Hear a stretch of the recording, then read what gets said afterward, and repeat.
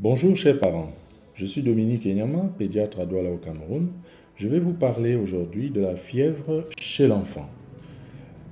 La fièvre chez l'enfant, elle se définit comme une température supérieure à 38 degrés Celsius et donc il faut prendre à l'aide d'un thermomètre chez les petits au niveau de l'anus et chez les plus grands au niveau de l'aisselle. Lorsque vous prenez la température au niveau de l'aisselle, il faut rajouter 0,5 au chiffre qui est affiché. Et l'idéal, c'est de prendre la température donc avec un thermomètre électronique. Pourquoi est-ce qu'il y a la fièvre? La fièvre en soi n'est pas une maladie, mais c'est une réaction de défense de l'organisme.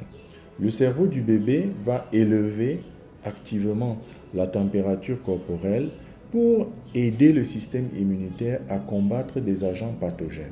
Ces agents pathogènes, ça peut être des microbes, ça peut être des virus, ça peut être des bactéries, ça peut être des parasites, etc.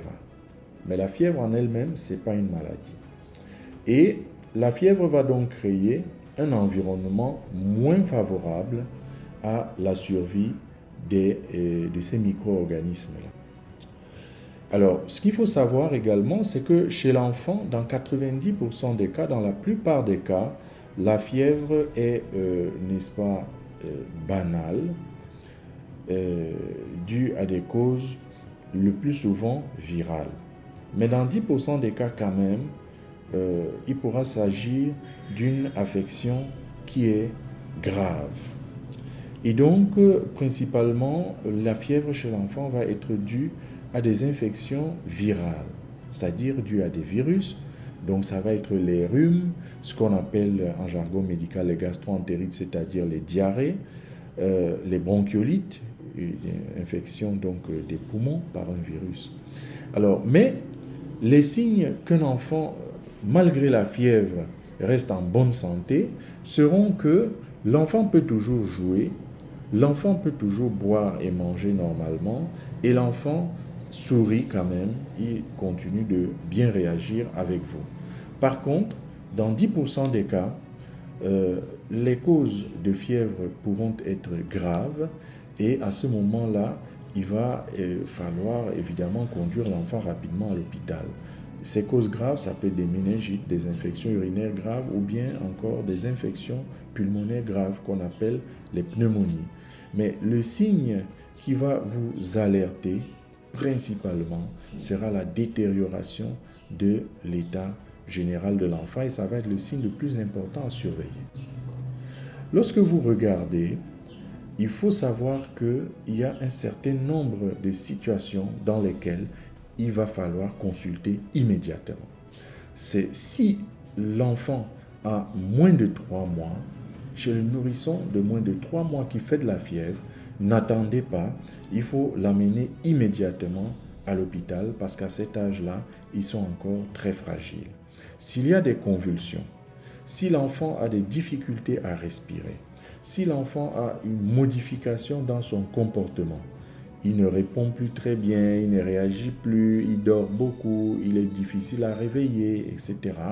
Il faut consulter immédiatement. Et de même que s'il y a des vomissements répétés, à ce moment-là, appelez votre pédiatre, allez avec l'enfant rapidement à l'hôpital. Alors, quand il y a de la fièvre, comment est-ce que vous pouvez soulager votre enfant? Alors, il y a 3 principales choses à faire. La première chose, c'est qu'il faut habiller l'enfant léger. Ne mettez pas des pulls verts, des chaussettes, le bonnet, enlevez tout ça. Laissez l'enfant juste en caleçon ou alors avec un body, ça suffit.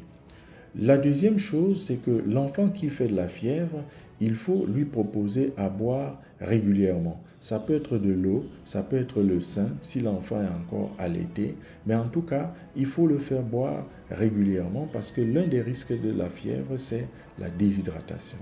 Et troisième mesure, à côté de l'habillage, de l'hydratation, c'est les médicaments contre la fièvre. Et là, vous avez principalement 2 médicaments, le paracétamol, Efferalgan, Doliprane, etc. Et puis l'ibuprofène, Advil ou d'autres.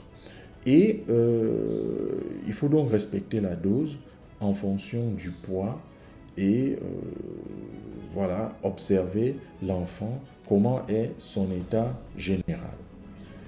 Ce qu'il ne faut pas faire ou ce qu'il faut éviter parce que ce n'est pas efficace, parce que ça peut être dangereux ou inconfortable pour l'enfant, c'est tout d'abord les bains froids. Ne prenez pas l'enfant qui fait de la fièvre et le plongez dans de l'eau froide ou lui donner une douche froide. Ce n'est pas efficace, c'est inconfortable pour l'enfant. Ne frottez pas de l'alcool non plus sur la peau de l'enfant parce que ce n'est pas efficace et puis ça peut avoir une toxicité si c'est absorbé à travers la peau. Évitez l'aspirine chez les plus petits et il ne faut pas paniquer. Il faut garder votre sang-froid, observer l'enfant. Ce qui va être important, c'est de surveiller ce qu'on appelle l'état général. Un enfant peut avoir 39 de température, mais il joue, il mange, il boit, il vomit pas. Il a l'air bien portant. Il est juste un peu fatigué. Ça, c'est pas grave. Mais il peut avoir 38,5, il est complètement somnolent, vous n'arrivez pas à le réveiller, il refuse de boire, de manger. À ce moment-là, le 38,5 est plus inquiétant que le 39 qui a l'air d'aller bien. Donc, en résumé, la fièvre en elle-même n'est pas un problème. Elle est le signe d'une maladie qui est là, qui est sous-jacente.